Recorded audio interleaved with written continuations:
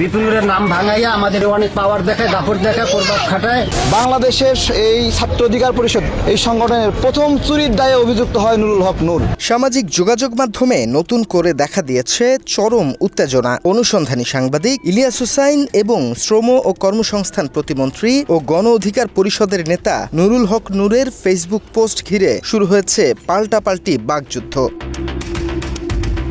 ঘটনার সূত্রপাত ইলিয়াস হুসাইনের একটি ফেসবুক পোস্টকে কেন্দ্র করে। তিনি দাবি করেন নুরুল হক নূরের বিষয়ে একটি অনুসন্ধানী প্রতিবেদন প্রকাশ করতে যাচ্ছেন তিনি। পোস্টে লেখেন, বুধবার রাত ৮টায় নুরুল হক নূরের চরিত্র জাতির সামনে উন্মোচন করা হবে তার ইউটিউব চ্যানেলে। বঙ্গবন্ধুর ভাস্কর্য যারা ভাঙচুর করেছে তাদের বিচারের দাবি করছি। আমি ছাত্রলীগের কর্মী ছিলাম না, শুধু ছোটখাটো একটা নেতাও ছিলাম হলের পোস্টেড। আওয়ামী লীগ বিএনপির হাতে যদি আবার ক্ষমতায় থাকে কিচ্ছু পরিবর্তন হবে না। সাংবাদিক ইলিয়াসের এই ঘোষণার কিছুক্ষণের মধ্যেই পাল্টা প্রতিক্রিয়া জানান নুরুল হক নুরু। অনুসন্ধানী প্রতিবেদন প্রকাশের আগেই সেটিকে কৃত্রিম বুদ্ধিমত্তা বা এআই দিয়ে বানানো বলে দাবি করেন তিনি। স্ট্যাটাসে নূর লেখেন, ইলিয়াস হুসাইন অনেক কষ্টে জোড়াতালি এআই দিয়ে একটা ভিডিও তৈরি করেছে। আসুন সকলে দেখে তার কষ্ট পরিশ্রম সার্থক করি।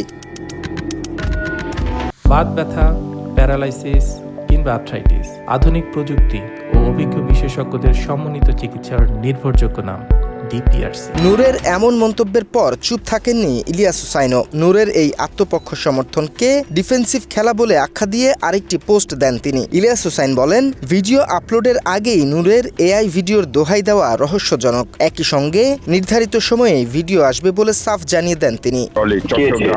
চট্টগ্রামের মেয়ে, এবং ওই মেয়েটা 15 দিন বিপিনুরের বাসায় ছিল। এটা রাজশাহী আমি।